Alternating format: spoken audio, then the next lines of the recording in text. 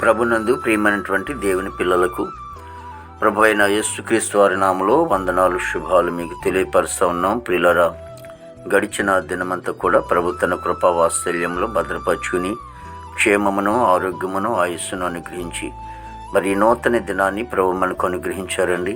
2026వ సంవత్సరము 6వ నెల 25వ దినాన్ని ప్రభు మనకు అనుగ్రహించి మరి రోజు దేవుని వాక్యం, నేను ఆయనకు ఇష్టుడిని కనుక ఆయన నన్ను తప్పించాను. కీర్తన గ్రంథము 18వ కీర్తన 19వ శరణమండి. వాక్యం నమ్మదగినది, పూర్ణాంగీకరమునకు యోగ్యమైనది. మరి దేవుని వాక్యం సెలవిస్తూ ఉంది. మరి భక్తుడు అంటున్నాడు, మరి నేను ఆయనకు ఇష్టుడును అంటున్నాడు. అంటే ఒక సమస్యను తప్పించాలంటే, ఒక ఇబ్బందిని తప్పించాలంటే మరి దేవునికి ఇష్టలుగా ఉండాలట. మనుషులకి ఇష్టలుగా ఉండటం మంచిదే. మరి ఇష్టమైతే మరి పొగుడుతూ ఉంటారు, ఇష్టం కాకపోతే మరి మనకే చూడరు. కానీ దేవుడు అలా కాదు. దేవుడు నిత్యము కూడా మనల్ని సమస్యలన్నిటి నుంచి తప్పించేవాడే.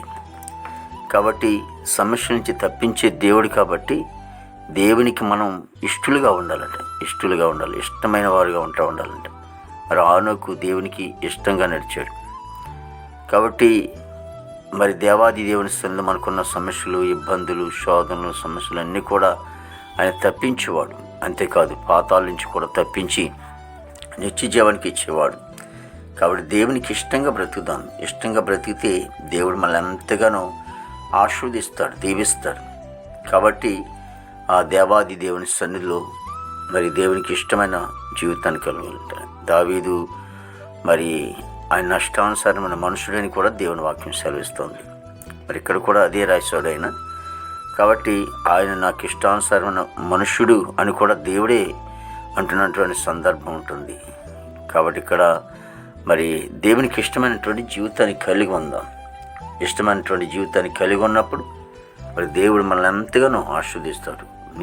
నీ కొరకు నా కొరకు కల్వరిలో ప్రాణం పెట్టినటువంటి యేసుక్రీస్తు వారి వైపు మనం చూస్తూ ఆయనకి ఇష్టమైన జీవితాన్ని కలిగి మనం బ్రతుకుతాం.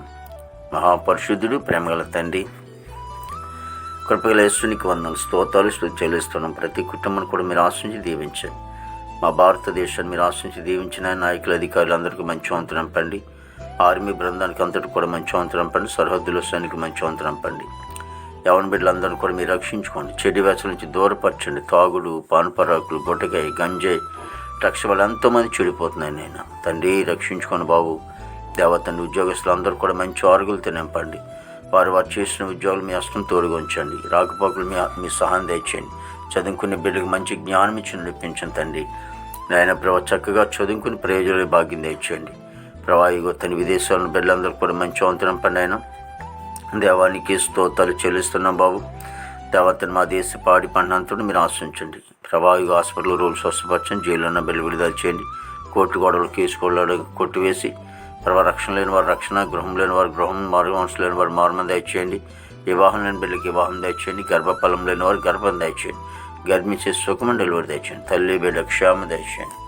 దినమంతా కొన్ని విశేషమైన కృపతో నింపి నీ నామానికి మాత్రం మేము తీర్చుకోండి. యేసుక్రీస్తు నామమున తండ్రి. ఆమేన్, ఆమేన్, ఆమేన్.